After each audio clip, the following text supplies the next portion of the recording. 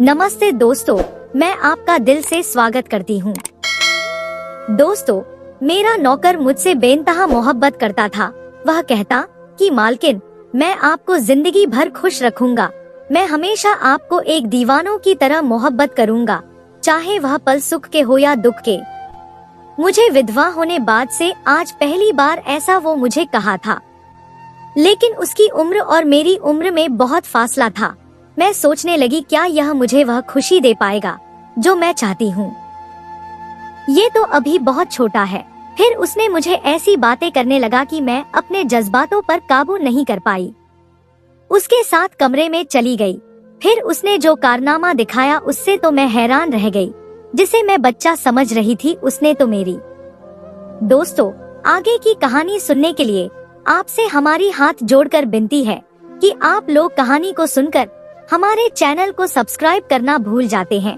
कृपया सबसे पहले हमारे चैनल को सब्सक्राइब कर लें।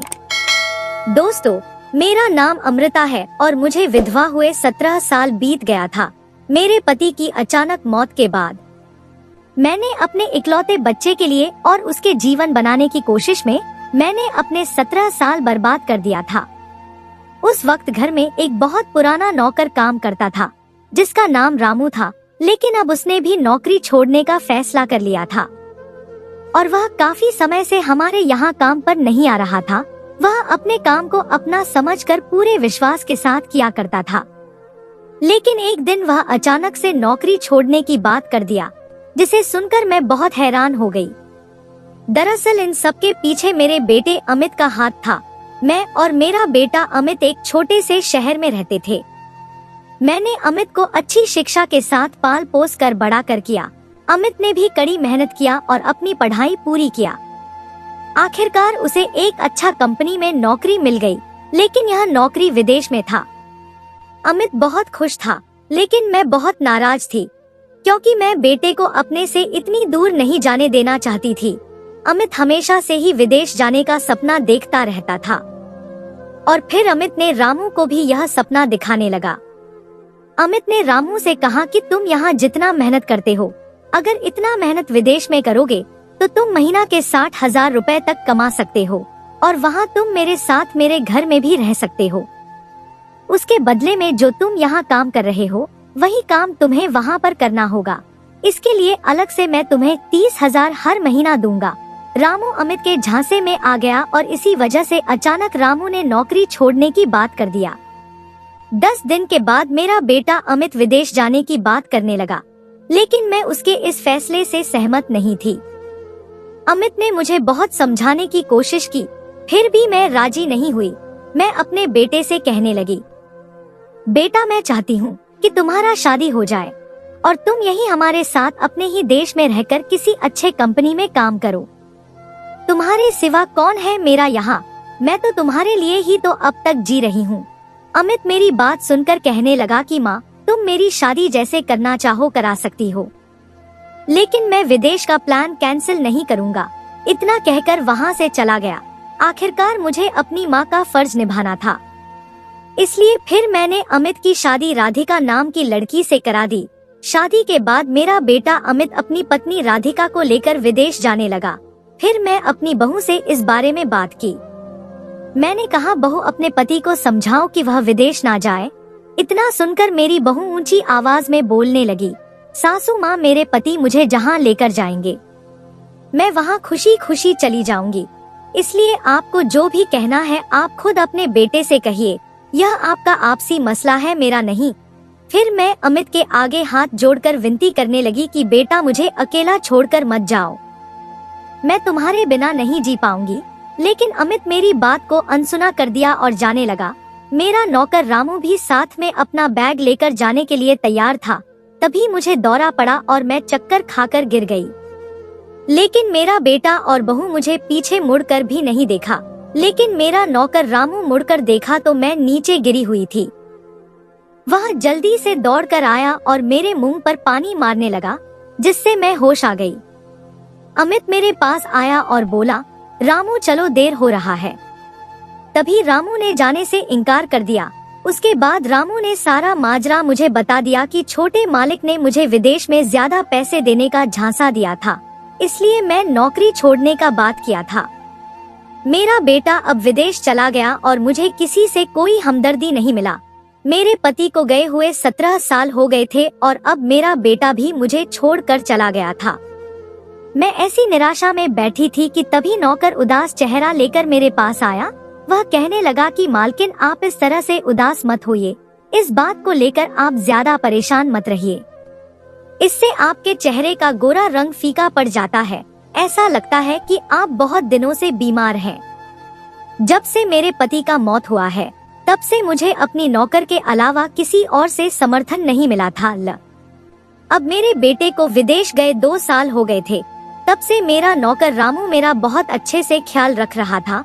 वह रात में घर के बाहर बरामदे में ही सोता था और वह मेरे साथ बहुत ईमानदारी से पेश आता। मेरे पति के चले जाने के बाद मैंने बिना कुछ सोचे समझे अपने बेटे को बहुत प्यार से पाला और एक दिन उसने भी मुझे छोड़ दिया। उस वक्त मैं 30 साल की थी। मेरी शादी बहुत ही कम उम्र में हो गई थी। मेरा नौकर रामू और मेरे बीच एक बड़ा अंतर था। रामू उस वक्त 25 साल का था, जबकि मैं उससे काफी बड़ी थी। रामू बचपन से ही मेरे घर नौकरी करता था, क्योंकि इससे पहले उसके माता पिता काम किया करते थे। फिर उनको गुजर जाने के बाद रामू काम करने लगा था। मुझे धीरे धीरे रामू से प्यार होने लगा था, क्योंकि वह छोटी छोटी बातों का भी ख्याल रखने लगा था। अब घर में उसके अलावा मेरा कोई नहीं था। मैं रामू को अपने मन की बात बताने की कोशिश कर रही थी, लेकिन मुझे शर्म आ रही थी, क्योंकि मुझे लगा कि मैं विधवा हूँ और वह मेरे बारे में क्या सोचेगा। फिर एक दिन हम दोनों कार से सब्जी लाने बाजार जा रहे थे। सिग्नल पर कार रुक गई। तभी वहाँ एक भिखारी पैसे मांगने आया। उस वक्त कार रामू चला रहा था और मैं उसके बगल में बैठी हुई थी। मैंने 100 का एक नोट निकाली और भिखारी को दे दिया। मुझे आश्चर्य तब हुआ जब भिखारी ने कहा कि तुम दोनों जीवन भर ऐसे ही खुश रहो, ऊपर वाला तुम दोनों की जोड़ी हमेशा बनाए रखे। उस वक्त मैं रामू को एक अलग नजरिए से देख रही थी। तभी मैं रामू से कहने लगी, एक बात बताओ, क्या इस उम्र में कोई महिला शादी कर सकती है? उसने तुरंत जवाब दिया, क्यों नहीं, कई महिलाओं की शादी तो बड़ी उम्र में भी हो जाती है और उनकी उम्र भी आपके जितनी ही होती है। रामू की बातों से मुझे अलग खुशी का एहसास होने लगा था, लेकिन फिर मैंने उससे कहा, छोड़ो, जाने दो, अभी तुम बहुत छोटे हो और अभी तुमने शादी भी नहीं की है, इसलिए मैंने जो कुछ तुमसे कहा उसके लिए मैं खुद पर शर्मिंदा हूँ।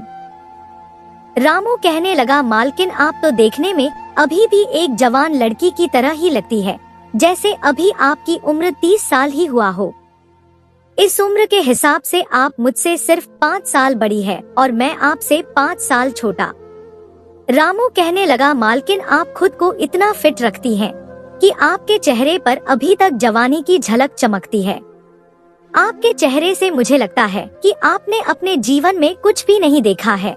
पति के जाने के बाद आपने केवल अपने बच्चे की देखभाल की है, लेकिन उसके अलावा आपने कभी भी अपना सुख हासिल नहीं किया, जबकि बहुत सी औरतें इस उम्र में भी अपने जज्बातों पर काबू नहीं रख पाती हैं और वह एक पराये मर्द की तरफ अपना कदम बढ़ाने लगती हैं। लेकिन आपने ऐसा कभी नहीं किया। आपके पति के गुजरने के बाद क्या आपको ऐसा नहीं लगा कि आपको भी अपनी सुख हासिल करना चाहिए? रामू की ऐसी बात सुनकर मैंने उससे कहा कि तुम मुझसे ऐसा क्यों कह रहे हो? यानी तुम चाहते हो कि मैं अभी भी शादी कर लूं? रामू कहने लगा, जी हाँ मालकिन, मैं यही चाहता हूँ। उसकी ऐसी बात सुनकर मैं रामू से बोली कि मैं एक विधवा हूँ और इस उम्र में कौन मुझसे शादी करेगा, और फिर मुझसे इस उम्र में शादी करके कौन खुश रह पाएगा? मेरी बात सुनकर रामू कहने लगा, मालिक, आप बहुत अच्छी है, मैं आपको हद से ज्यादा चाहता हूँ और एक बार मैं आपको रात में सोने के दौरान उस हालत में भी देखा था। उस रात को मैंने आपका शरीर भी छुआ था, तभी मुझे महसूस हुआ कि आप अभी भी जवान है। इसके लिए मुझे माफ कर दीजिए। फिर रामू कहने लगा कि मालकिन, मैं आपसे कुछ और कहना चाहता हूँ, अगर आप नाराज ना हो तो मैं आपसे कहूँ। आप दिखने में बहुत खूबसूरत है और आपका दिल भी बहुत खूबसूरत है, लेकिन मुझे माफ करें मालकिन, मुझे ये बात आपको बताने में शर्म आ रही है। मालकिन आप चाहो तो मैं आपसे शादी करना चाहूँगा। मालकिन मेरे मन में बस यही बात थी, इसलिए आपको उस रात सोते हुए छुआ था। रामू की ऐसी बात सुनकर मेरा दिल तेजी से धड़कने लगा था। मुझे ऐसे मालूम हो रहा था कि सचमुच मैं एक जवान लड़की हूँ, इसलिए मैं अपने आप पर काबू नहीं रख सकी। मैंने तुरंत रामू से कहा कि मैं नाराज नहीं हूँ, लेकिन तुम्हारी और मेरी उम्र में बहुत अंतर है। तुम अच्छे दिखते हो, इसलिए मैं भी तुम्हें पसंद करती हूँ, लेकिन अभी तुम बहुत छोटे हो और मैं तुमसे बहुत बड़ी हूँ, तो तुम मुझे वो खुशी कैसे दे पाओगे। मेरी बात सुनने के बाद रामू कहने लगा, मालकिन आप सोच लीजिए आपको औरत का सुख चाहिए या नहीं, क्योंकि मैं आपको इसके लिए हाँ कहने के लिए मजबूर नहीं करूँगा। आप इस बारे में अच्छी तरह से सोच लीजिए। अगर आपके तरफ से नहीं है तो मुझे जवाब दीजिए, मैं बेसब्री से आपके जवाब का इंतजार करूँगा। इतना कहकर रामू सोने चला गया। कुछ ही घंटे के बाद शाम को जब मैं बाजार से घर आई तो मेरा दिल जोरों से धड़क रहा था और मैं तनावग्रस्त हो रही थी। उस वक्त मुझे कुछ भी पता नहीं चल रहा था कि मेरे साथ क्या हो रहा है। मैं उस वक्त केवल रामू के बारे में ही सोच रही थी। मैं अपने दिमाग से रामू के बारे में ना सोचने की बहुत कोशिश कर रही थी, लेकिन यह मुझसे नहीं हो रहा था। बस मेरे दिमाग में उसकी यह बातें गूंज रही थी कि मालकिन आपको इसके बारे में सोचना चाहिए, मैं आपको इसके लिए मजबूर नहीं करूँगा। फिर मुझे एहसास हुआ कि जब से मुझे मेरे बेटे ने छोड़ दिया है, तब से केवल रामू ही मेरे हर सुख दुख में साथ रहा है। मैं सोचने लगी कि ना तो अब मेरा कोई है और ना ही रामू का।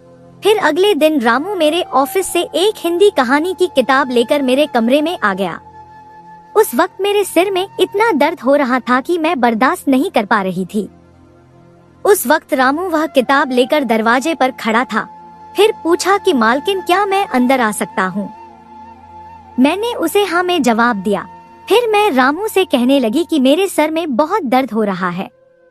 उसने तुरंत उस किताब को बगल में रख दिया और मेरा सर दबाने लगा, लेकिन फिर भी दर्द कम नहीं हो रहा था।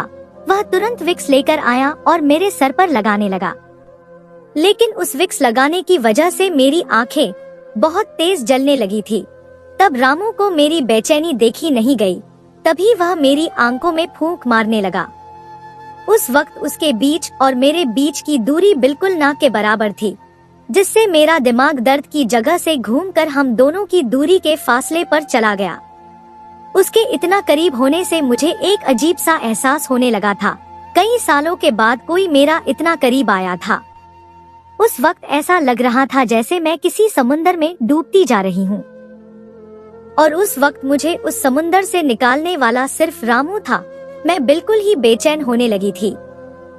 फिर थोड़ी देर के बाद मैं अचानक से कराहने लगी, जिसे सुनकर रामू पूछने लगा, क्या की हुआ मालकिन।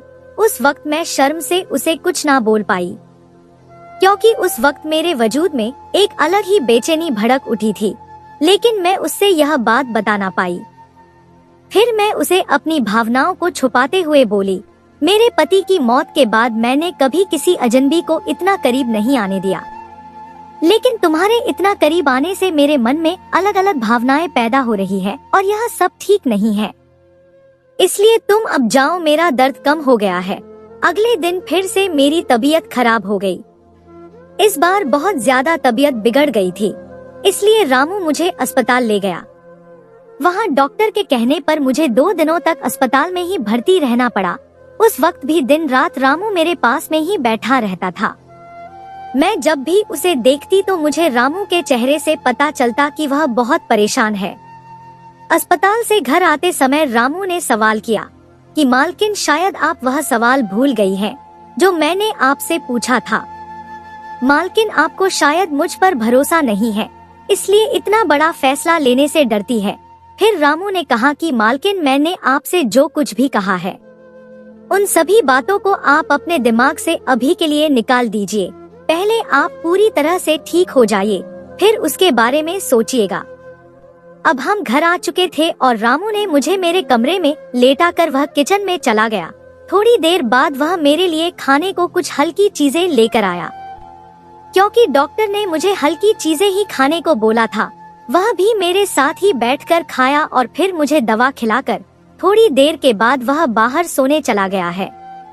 अगले दिन जब मैं सोकर उठी तो मेरा बेटा और बहू दोनों घर आ चुके थे। उन दोनों को देखकर मैं बहुत खुश थी। उस वक्त मेरी तबीयत ठीक नहीं थी, फिर भी मैं जैसे तैसे करके उठी और अपने बेटे को गले लगाकर रोने लगी। तभी अमित ने मुझे गले से हटाकर कहा कि आपको साफ सफाई का ख्याल रखना भी नहीं आता और गले पड़ गई है। अपने बेटे के मुंह से ऐसी बातें सुनकर मुझे अंदर ही अंदर बहुत तकलीफ महसूस करने लगी थी। तभी रामू भी जाग गया और वह नाश्ता बनाने के लिए किचन में चला गया। मैं आंगन में जाकर कुर्सी पर बैठ गई। थोड़ी देर बाद मेरा बेटा अमित आया और कहने लगा, माँ आप भी हमारे साथ विदेश हमारे घर चलो, हम वहाँ हंसी खुशी से रहेंगे। मुझे आपकी याद आती रहती है, इसलिए मैं आपसे मिलने चला आया, लेकिन अब मैं चाहता हूँ कि आप भी मेरे साथ चलो। तभी रामू ने नाश्ता लगाकर हमें बुलाने आ गया और यह सारी बातें सुन लिया। विदेश जाने की बात सुनकर रामू बहुत उदास हो गया। फिर हम नाश्ता करने लगे, लेकिन रामू ने कुछ नहीं खाया। जब मैंने रामू से कहा कि रामू तुम भी नाश्ता कर लो, तो वह कहने लगा कि मालकिन मेरा तबीयत ठीक नहीं है, आप नाश्ता कर लीजिए, मैं बाद में कर लूंगा। मैं जानती थी कि उसका तबीयत खराब नहीं है और वह झूठ क्यों बोल रहा है इसका भी मुझे अंदाजा था। नाश्ता मुझ करने के बाद जब मैं अपने रूम में जा रही थी तो मुझे किचन से किसी की रोने की सिसकियां सुनाई दे रही थी। जब मैं किचन में जाकर देखा तो वहाँ रामू रो रहा था। मैं यह जानती थी कि वह क्यों रो रहा है। तभी मुझे देखकर वह अपना आंसू पोंछते हुए कहा, मालकिन मैंने अब तक आपसे जो कुछ भी कहा है उसे आप भूल जाओ और आप खुशी खुशी अपने अपने बेटे के साथ विदेश चली जाओ। आपके बेटे और बहू आपसे बहुत प्यार करते हैं। आप भी तो अपने बेटे के साथ रहना चाहती थी ना, अब और मैं आपको अकेला रोते हुए नहीं देख सकता, इसलिए आप अपने बेटे के साथ चले जाइए। इतना कहकर वह छत पर चला गया। फिर मैं भी अपने कमरे में आ गई। कमरे में आने के बाद मैं रामू के बारे में ही सोच रही थी। मुझे उसके प्यार का अंदाजा हो रहा था, लेकिन मैं क्या करती, उस वक्त मैं मजबूर थी।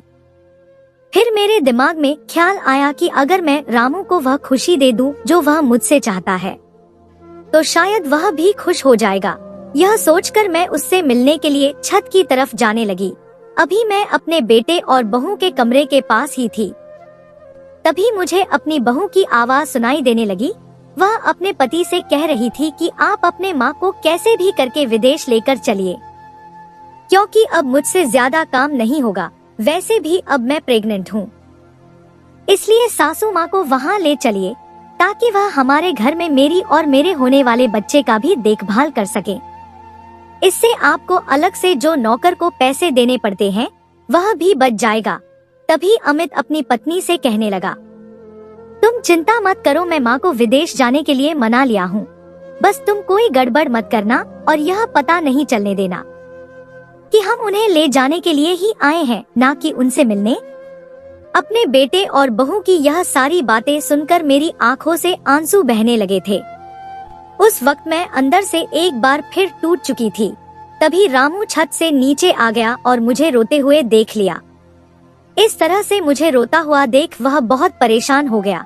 उसे लगा कि मेरी तबीयत फिर से खराब हो गई, इसलिए वह जल्दी से मुझे अपनी गोद में उठाया और मेरे कमरे में लेकर चला गया और मुझे बिस्तर पर लेटा दिया। फिर वह दवाई ढूंढने लगा। तभी मैंने रामू से कहा कि मैं ठीक हूँ, मेरी तबीयत बिल्कुल ठीक है। तब जाकर रामू को थोड़ा सुकून मिला।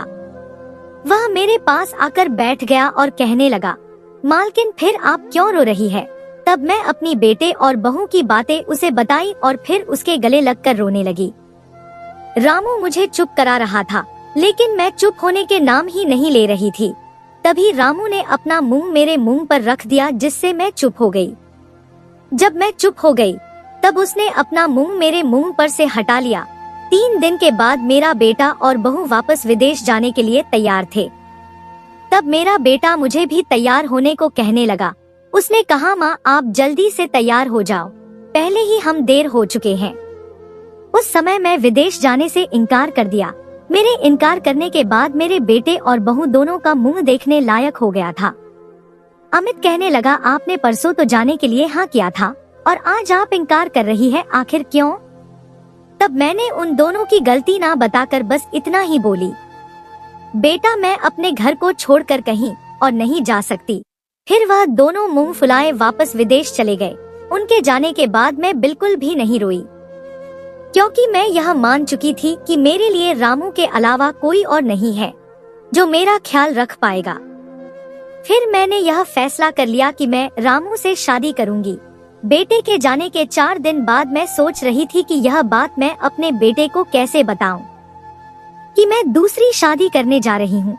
मुझे कुछ समझ में नहीं आ रहा था, लेकिन मैंने थोड़ी हिम्मत करके अपने बेटे को फोन किया और उसे सब कुछ बताया।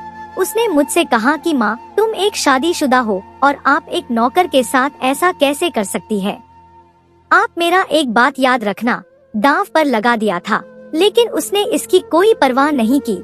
इसलिए मैं अब सब कुछ भुलाकर सिर्फ रामू के लिए जीने लगी। आज मैं फिर विधवा से सुहागन बन गई थी। आज मेरी और रामू की सुहागरात थी, तो मैंने अपने कमरे को खूब अच्छे से सजाया और थोड़ा खुशबू वाला स्प्रे भी किया। अपने पति रामू को मैंने कमरे में बुलाया और जब मैं बिस्तर पर लेटी तो मुझे बहुत शर्मिंदगी महसूस होने लगी, क्योंकि मुझे लग रहा था कि मेरा पति तो मुझसे बहुत ही कम उम्र का है। क्या उससे मुझे वह खुशी मिल पाएगी? क्या वह मुझे उस मुकाम तक पहुंचा पाएगा? अभी मैं यही सब सोच रही थी कि रामू अंदर आया और एक गिफ्ट लेकर आया था। उसने मुझे पार्सल देते हुए कहा, मालकिन यह हमारी सुहागरात के लिए आपके लिए तोहफा है, जल्दी से इसे पहन कर आइए। तभी मैं बोली, रामू अब तुम मुझे मालकिन मत कहा करो, अब हमारी शादी हो गई है, इसलिए तुम मुझे मेरे नाम से बुलाया करो। रामू कहने लगा, ठीक है अमृता, जाओ इसे पहन कर आओ। फिर मैं रामू से कहने लगी कि रामू चलो आप ही पहना दो ना। फिर रामू मुझे पार्सल खोलने को बोला।